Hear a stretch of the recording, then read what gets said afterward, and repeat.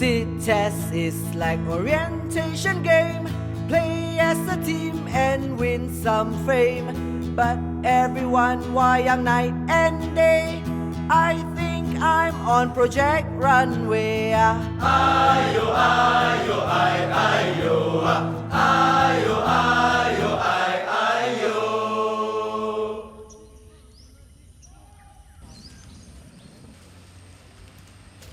Good morning, Orang and Company. Good morning, This is day 2 of your sit test. Your test and everything starts today. I want to see sense of urgency. I want to see some leadership. Can or not? Yes,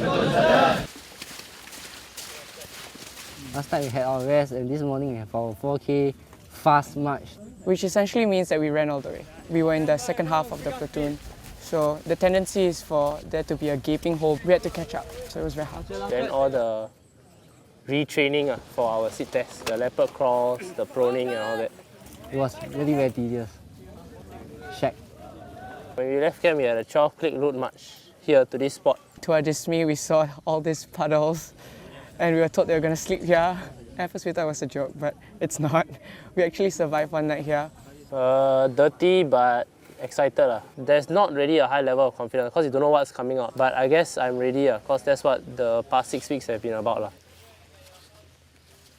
Tedious. I feel tedious this morning. Not looking forward to anything. Just hoping it will pass soon.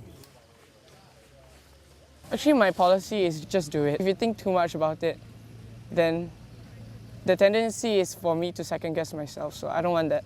So I'm just going to do what I have to do and try to enjoy the process along the way.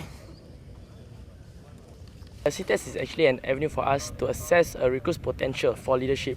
At the same time, we also put them through tough challenges so that we are able to see how they react under pressure. Team Charlie, Siampin, Thiaghu, Thiaghu, Jonathan Tan, Peng Bo Chia. How do I feel about being separated from my section mates? It's difficult because, for the past 6 weeks, they're the only ones you have been very close with. It's going to feel like day one again, but I don't think that the comfort level will be the same as working with your section mates. I feel okay about it. Not much problem because after all, what I need to do is to get the job done. Hey, my name Lieutenant Heng. I'm your assessor team leader for today. Now you have been detailed into groups, okay? You'll meet a respective assessor. The reason why we have third-party assessors is that we want a neutral point of view and independent point of view so that there's no biasness involved when we are grading or assessing the recruits.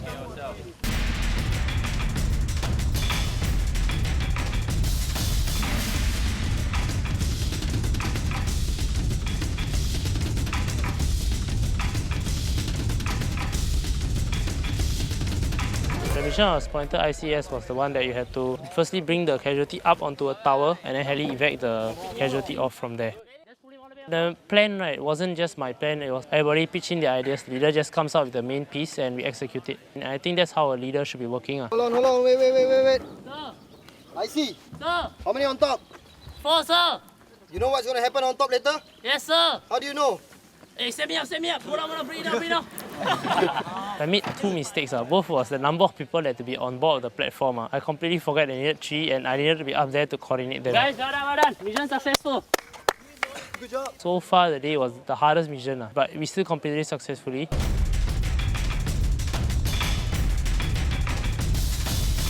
That was the second mission. I was the 2 IC. We were supposed to make a bridge with a few locks and we were supposed to tie it so that we can cross over safely. It didn't go as well as I wanted it to be, but in the end we made do with what we have. The bridge wasn't so sturdy, but at least 3/4 of the detail managed to cross before time was up. I think being 2 IC is quite tricky because you are not the IC, so you also have to play a part and make sure that whatever you say, whatever you instruct, the detail doesn't contradict with what your IC has said. So it was quite hard.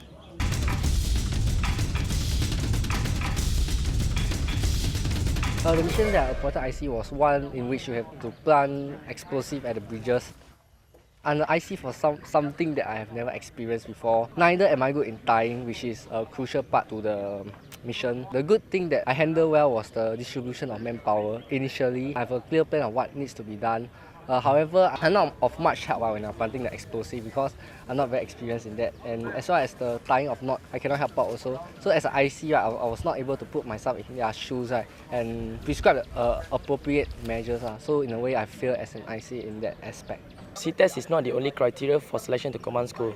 We actually look at their overall performance in BMT, and as of now, we have a rough gauge of where the recruits stand, and SITEST complements our assessment. I think the time I took charge as IC, I did demonstrate my leadership potential, rally the troops together and move on. I know I made 1 or 2 mistakes, but I think mistakes cannot be avoided as a leader. It's just a matter of how fast you rectified them, and I did act on the spot.